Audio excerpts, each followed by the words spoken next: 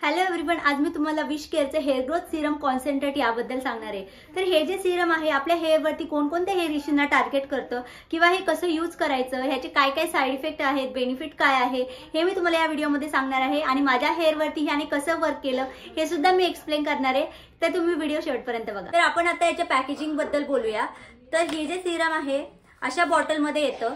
तर हे सिरम नक्की कसं यूज करायचं, तर हे खूप जास्त लाईटवेट आहे, क्विक ॲब्झॉर्ब होतं हेअरमध्ये, त्यामुळे तुम्ही ओव्हरनाईट हे सिरम ठेवू शकता। हे जो पॉइंट आहे आणि तुम्ही सिरम घेऊ शकता आणि जो पण तुमचा पार्ट असेल त्यावरती तुम्ही हे स्प्रे करू शकता आणि तिथे मसाज करू शकता। मसाज केल्यानंतर तुम्ही ओव्हरनाईट ठेवू शकता। हे जर प्रोसेस तुम्ही 2 ते 3 मंथ कंटिन्युअसली केली तर तुम्हाला खूप छान पद्धतीने याचे इफेक्ट जाणवतील।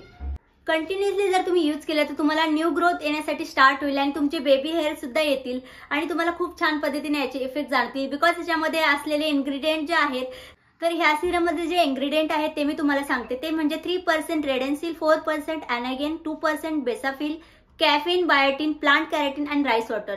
तुम्हाला सगळ्यांना माहिती आहे राईस वॉटर, कॅरेटिन, कॅफिन आपल्या स्किनसाठी तसेच आपल्या हेअरसाठी सुद्धा किती युजफुल असतात ते।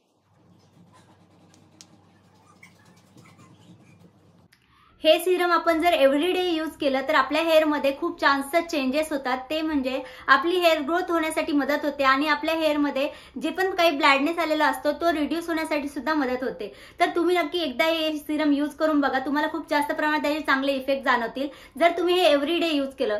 जर तुम्ही 7-8 दिवस यूज केला आणि त्यानंतर तुम्ही सोडून दिलं तर तुम्हाला कोणताही इफेक्ट त्याचा जाणवणार नाही। तुम्ही जर कंटिन्युअसली 2 ते 3 मंथ हे सिरम यूज केलं तरच तुमच्या हेअरवरती याचे चांगले परिणाम तुम्हाला दिसून येतील। तर तुम्ही नक्की एकदा बाय करू शकता।